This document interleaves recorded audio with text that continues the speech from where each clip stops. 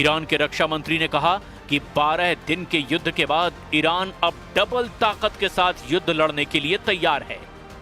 अजीज नासिरजादेह के मुताबिक ईरान की मिसाइल पावर 2 गुना बढ़ा दी गई है। ईरान को लेकर बड़ी खबर इजराइल के मीडिया में भी छप रही है।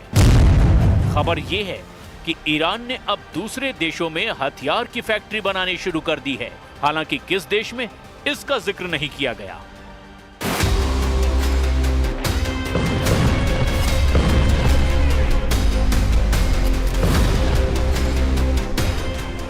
ऐसा इसीलिए क्योंकि 13 जून को जब इजराइल ने ईरान पर हमले से युद्ध की शुरुआत की, तब इजराइल की एयरफोर्स ने ईरान के कई हथियार फैक्ट्रियों को टारगेट किया। अपने सर्वोच्च नेता खामनेई के ऑर्डर पर ईरान अब ऐसा खतरा और नहीं उठाना चाहता।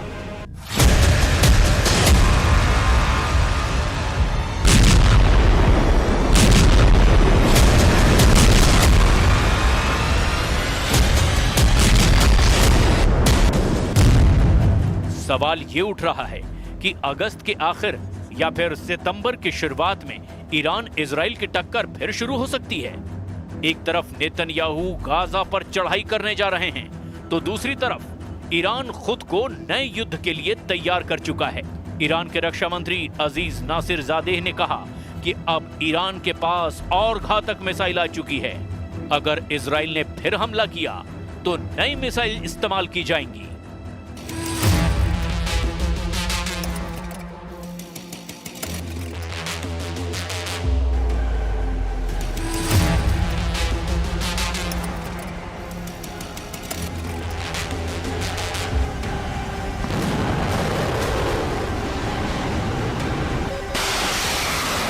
ईरान की असली ताकत उसकी मिसाइल है और इजराइल पर हुए हमलों की कामयाबी को देखते हुए ईरान का फोकस अब मिसाइल उत्पादन पर है।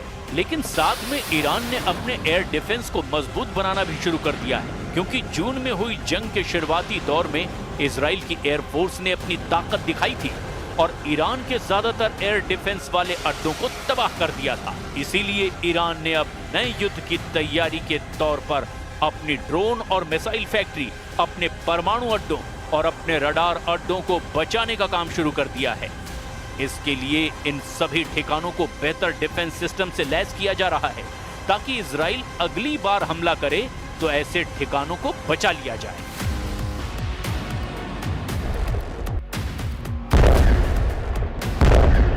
अमेरिका और इजराइल ने स्टेल्थ विमानों का इस्तेमाल करके ईरान के कई ठिकानों को तबाह करने का दावा किया था।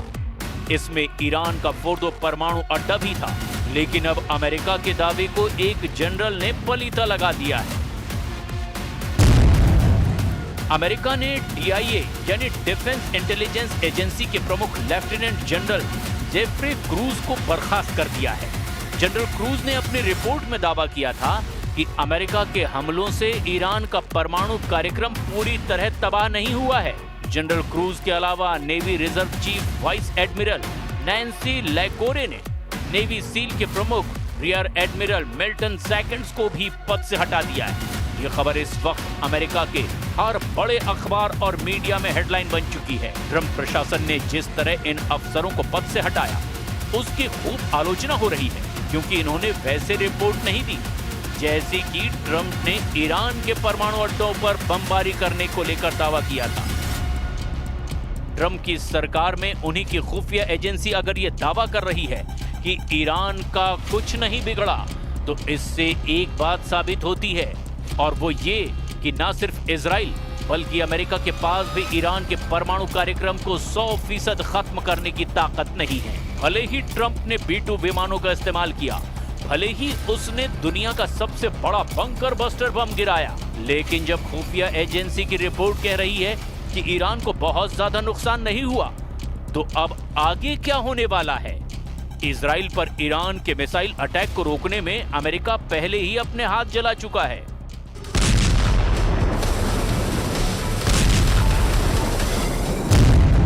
रिपोर्ट है कि इजराइल को ईरान से बचाने के लिए अमेरिका ने जब अपना सबसे बेहतरीन missile defence system THAAD active किया, तो ईरान की मिसाइलों को रोकने में थार्ड का 20% मिसाइल स्टॉक खत्म हो गया। यानी अमेरिका ने जिस मिसाइल डिफेंस सिस्टम को रूस और चीन से बचने के लिए तैयार किया, उसकी 20% मिसाइल तो सिर्फ ईरान को रोकने में इस्तेमाल करनी पड़ी।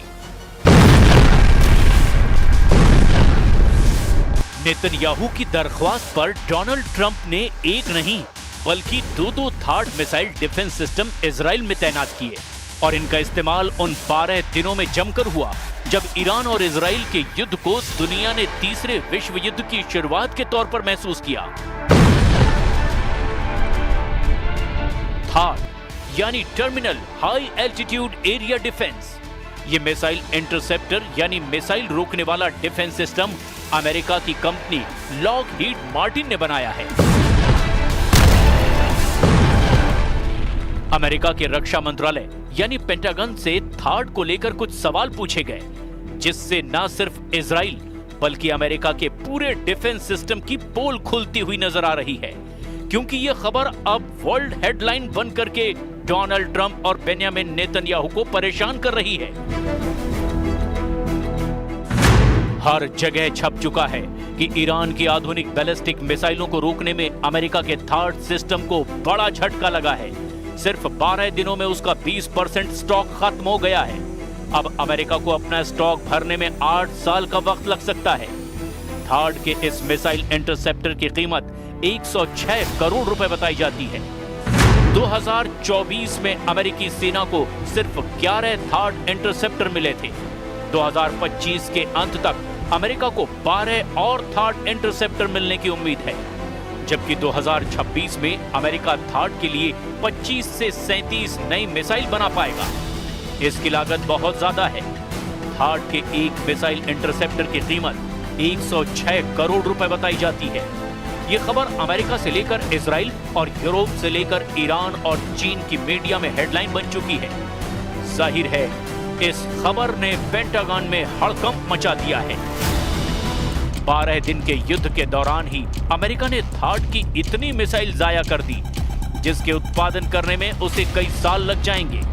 इन 12 दिनों में युद्ध में ईरान ने इजराइल के ऊपर करीब 600 मिसाइल दागी थी और उनमें से 50 से 60 मिसाइलें इजराइल में गिरने में कामयाब भी रही। ईरान ने बार बार दावा किया कि उसके हमलों को रोकने में इजराइल पूरी तरह फेल साबित हुआ है, और वो इसीलिए भी क्योंकि तेल अवीव और हाइफा से आई तस्वीरों ने बताया कि ईरान ने जहां टारगेट सेट किया वहां पर उसकी मिसाइल गिरी। एक साथ इतने मिसाइलों का सामना करके दुनिया का कोई भी एयर डिफेंस सिस्टम या मिसाइल डिफेंस सिस्टम क्यों ना हो, वो घुटने के बल बैठने पर मजबूर हो जाएगा। और इजराइल में यही हुआ।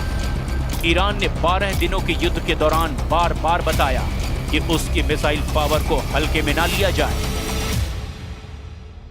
थार्ड को लेकर अमेरिका में जो रिपोर्ट आई, उस रिपोर्ट में बताया गया कि युद्ध से पहले अमेरिका के पास थार्ड की 650 मिसाइलों का स्टॉक था, लेकिन इजराइल और ईरान की जंग के दौरान उसको 150 से ज्यादा मिसाइलें फायर करनी पड़ी।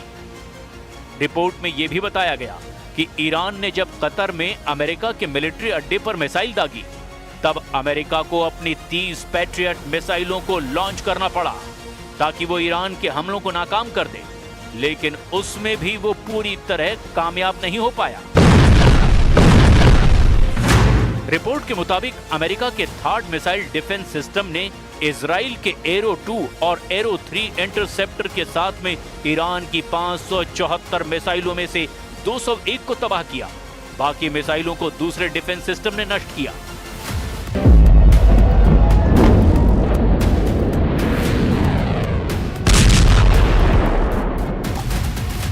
ईरान की मिसाइल पूरी तरह फेल नहीं हुई, इसकी गवाही तो तेल अवीव और हाइफा में हुई तबाही भी दे रहे हैं। इसीलिए ये कहा जा रहा है कि थार्ड या एरो पूरी तरह कामयाब रहे, ये सरासर गलत है, क्योंकि तेल अवीव के बीचों बीच ईरान की मिसाइल गिरी है, जबकि ईरान का दावा है कि उसने इजराइल के सीक्रेट अड्डे नेवातीम एयरबेस को भी टारगेट बनाया। यहां पहले से ही थार्ड मिसाइल डिफेंस सिस्टम तैनात था।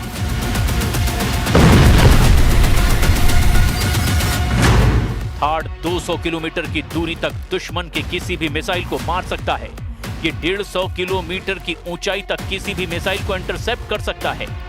अमेरिका के पास थार्ड की 7 बैटरियां हैं। एक बैटरी में 6 ट्रक माउंटेड लॉन्चर होते हैं। दुश्मन की मिसाइल को रोकने के लिए ये थार्ड सिस्टम के एक लॉन्चर से एक बार में 8 मिसाइल दागी जा सकती है, यानी पूरी बैटरी में कुल 48 इंटरसेप्टर मिसाइल होती हैं। इसे ऑपरेट करने के लिए 95 सैनिकों की जरूरत होती है।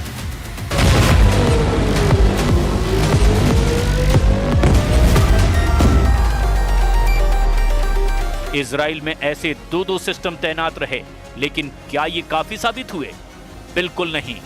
हाइफा और तेल अवीव में गिरती हुई मिसाइलों ने बताया कि ईरान एक बार में सैकड़ों मिसाइल फायर करने की ताकत रखता है और उनको रोकना ना इजराइल के बस की बात है और ना ही अमेरिका इसमें 100% कामयाब रहा। और अब ईरान ने अपनी मिसाइल पावर को 2 गुना करने का ऐलान किया है। ऐसे में समझा जा सकता है कि नया युद्ध हुआ या फिर जंग फिर शुरू हुई तो अमेरिका और इजराइल को ईरान से कैसे टक्कर मिलेगी।